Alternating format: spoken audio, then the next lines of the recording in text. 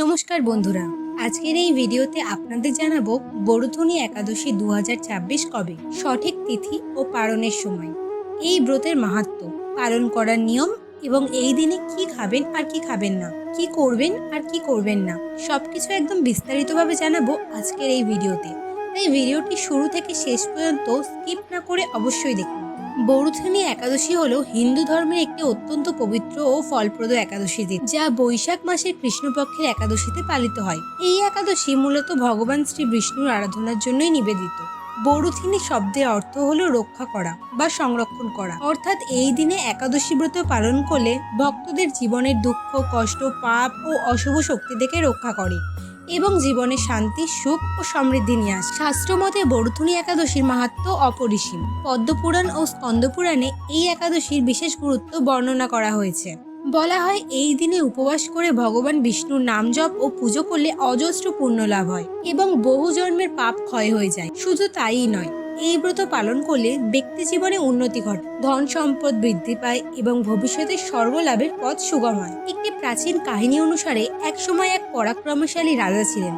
তার নাম ছিল মান্দাতা। তিনি ছিলেন অত্যন্ত ধর্মপরায়ণ ও ন্যায়পরায়ণ শাসক, কিন্তু একসময় তিনি কঠিন দুঃখে কষ্টে পড়েন এবং নানা সমস্যায় জর্জরিত হয়ে পড়েন। তখন তিনি মহর্ষিদের পরামর্শ নেন। তারা তাকে বরুথনী একাদশী ব্রত পালনের উপদেশ দেন। রাজা নিষ্ঠার সাথে এই ব্রত পালন করেন এবং তার ফলে তিনি তার সমস্ত দুঃখ থেকে মুক্তি পান, আবার তার রাজ্য ও সম্মান ফিরে পান। এই কাহিনী থেকেই বোঝা যায়, এই একাদশী শুধু আধ্যাত্মিক উন্নতি নয়, পার্থিব জীবনের সমস্যারও সমাধান করতে পারে।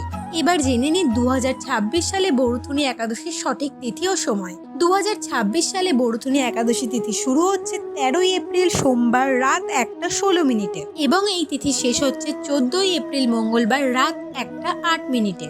তাই উদয় তিথি অনুযায়ী 13 এপ্রিল সোমবার এই একাদশী পালন করা হবে। এছাড়াও এই ব্রত পালন অর্থাৎ ব্রত ভঙ্গ করা হবে 14 এপ্রিল মঙ্গলবার সকাল 6:54 থেকে 8:31 মধ্যে। মনে রাখবেন, পালন সবসময় দ্বাদশী তিথির মধ্যে করা অত্যন্ত গুরুত্বপূর্ণ, না হলে ব্রতের পূর্ণ ফল পাওয়া যায় না।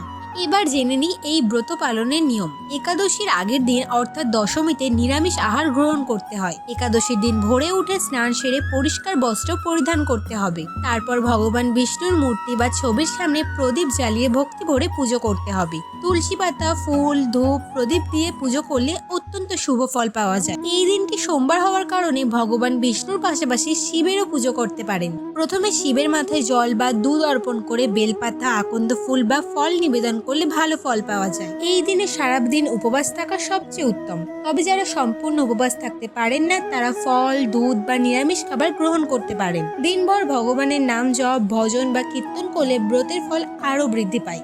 এবার আসি এই দিনে কি খাবেন আর কি খাবেন না।